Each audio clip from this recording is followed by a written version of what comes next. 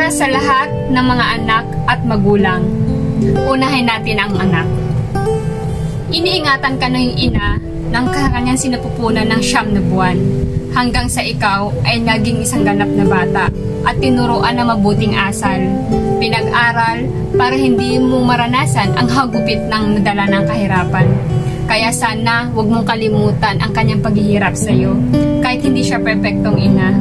At sana maipadama mo ang pagmamahal mo sa kanya dahil ang unang taong nagmahal at nag-alaga sa iyo ay iyong ina. Kaya dapat una mong irespeto ang ina bago ang ibang tao dahil walang hinahangad at walang ibang pinapangarap ang ating ina kung hindi ang makita niya tayong lumalaki ng maayos at successful sa buhay natin. At oo, amitin man natin o hindi, kapag may problema tayo, kahit matatanda na tayo, sa magulang pa rin tayo tumatakbo para humingi ng tulong. Sa mga magulang pa rin tayo, madalas maglabas ng mga hinanaing natin sa buhay, kahit may mga sariling pamilya na. Kaya para sa aking mga magulang, maraming salamat po dahil palagi po kayong nandyan para sa akin. At kapag ang mga magulang naman natin ay may problema, hindi nila alam kung saan sila lalapit, lalo na't binabaliwala lang sila ng kanilang mga anak.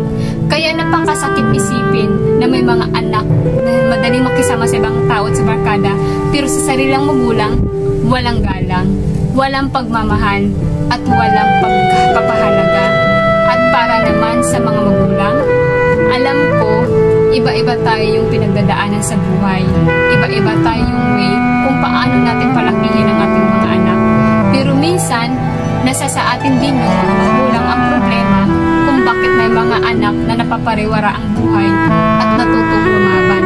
Halimbawa, hindi patas ang pagtingin sa mga anak dahil kung minsan, may mga magulang na may pinapaburan. Kaya may mga anak na nagagawa silang itrato ng hindi tama. May mga magulang din na ginagawang kaban yung anak, yung tipong maalala nila yung anak kapag kailangan ng pera. Ilan lang yan sa mga dahilan kaya may mga anak na matutong magalit at mawala ng respeto sa kanilang mga magulang. At ito ang real talk natin sa bagot magulang at anak. Kung isa kang anak na may mabuting magulang, pasalamatan mo sila. Kahit hindi palagi, ang mahalaga, maipadama mo sa kanila, lalong-lalo na sa iyong ina, ang iyong respeto at pagmamahal sa kanila. At kung isa ka namang magulang, iwasan nating ibang bagay na hindi makakabuti sa ating mga anak. Huwag ring hayaan na lumayo ang loob ng mga bata sa iyo to the point na hindi na kayo nakilala bilang magulang. Dahil tumatanda tayo, hindi pa bata. Kaya habang kaya pa nating ayusin, yung mga pagkakamali natin, gawin natin. Dahil tandaan natin, laging nasa huli ang pagsisisi.